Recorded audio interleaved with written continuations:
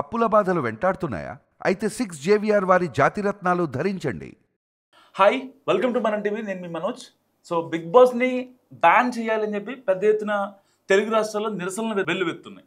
So ఇలాంటి నేపథ్యంలో ఇప్పుడు హౌస్లో ఉన్న దివ్యల మాధురికి ఒక రకంగా బిగ్ షాక్ తగిలిందని చెప్పుకోవాలి. ఎందుకంటే బయట ఈ సిపిఐ నారాయణ లాంటి వాళ్ళు, ఇంకా ఎక్స్ కంటెస్టెంట్లు కావచ్చు, సోషల్ యాక్టివిస్టులు కావచ్చు, ఇటు నెటిజన్స్ కావచ్చు, ఆడియన్స్ కావచ్చు, ఎందుకు అసలు దివ్యల మాధురిని హౌస్లోకి పంపించారు? సో ఆవిడ్ని ఇమీడియట్గా ఈ మిడ్ నైట్ ఎలిమినేషన్ ఉంటాయి కదా, సో దాంట్లోనైనా సరే ఆవిడని ఎలిమినేట్ చేయండి.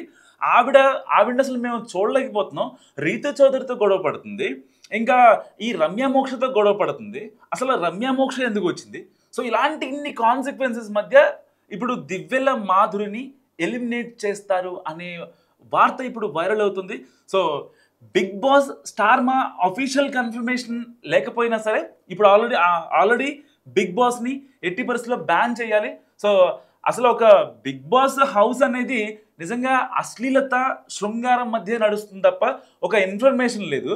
అసలు సమాజానికి ఏం మెసేజ్ ఇస్తున్నారనే భావన నిజంగా ఫ్యామిలీ ఆడియన్స్లో వస్తుంది. ఒకప్పుడు బిగ్ బాస్ స్టార్టింగ్లో ఎలా ఉండేది? కనీసం ఫ్యామిలీ కూర్చొని కాసేపు నవ్వుకోవడం, లేకపోతే అంటే బేసిక్గా ఇండియాలో జనాలకి ఎలా ఉంటుందంటే ఎదుటివారి జీవితంలో ఏమవుతుంది అనే ఒక క్యూరియాసిటీ అనేది వాళ్ళకి ఉంటుంది అనమాట. సో పర్టికులర్ తెలుసుకోవాలి. సో వాళ్ళు కూడా మనలాగే ఉంటారా, మనలాగే ఫుడ్ తింటారా? సో సెలబ్రిటీలు కదా వాళ్ళు కూడా ఇడ్లీ తింటారా, పొద్దున్నే మధ్యాహ్నం భోజనం చేస్తారా?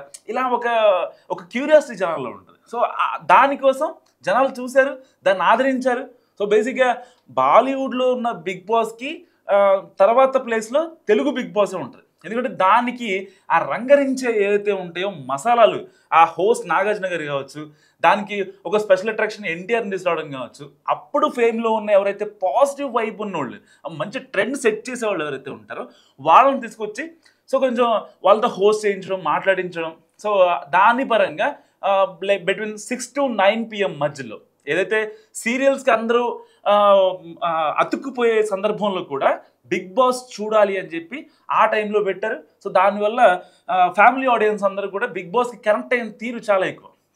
సో రాను ఒక 3-4 సీజన్స్ నుంచి బిగ్ బాస్కు ఉన్న వాల్యూ మొత్తం పడిపోయింది. సో ఇలాంటి నేపథ్యంలో అసలు ఎవరిని పడితే వాళ్ళని ఎలా మీరు కంటెస్టెంట్లుగా మీరు తీసుకుంటారంటూ కూడా నిజంగా చాలామందిపై ఒక వ్యతిరేకత ఏర్పడింది. సో కామన్ మ్యాన్స్ పెట్టారు, బాగానే ఉంది.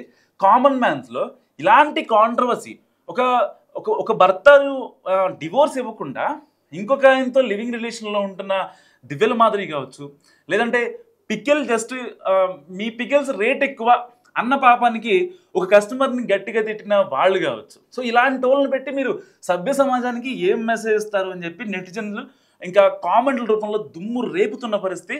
ఒక రకంగా దీపావళికి ఈ ఒక పక్కన పాకిస్తాన్, ఆఫ్ఘనిస్తాన్ వార్ జరుగుతుంటే ఇక్కడ తెలుగు రాష్ట్రాల్లో మాత్రం దివ్యల మాధురిని బయటికి పంపించేయాలి అనే వాదన చాలా గట్టిగా వినిపిస్తుంది. సో మిడ్ నైట్ ఎలిమినేషన్లో మరి దివ్యల మాధురి బయటికి వస్తుందా, లేదంటే టీఆర్పీ కోసం ఇంకా బిగ్ బాస్ ఆవిడని కంటిన్యూ చేస్తుందా? మీరేమనుకుంటున్నారో మస్తుగా కామెంట్ చూస్తున్నాండి మనం టీవీ.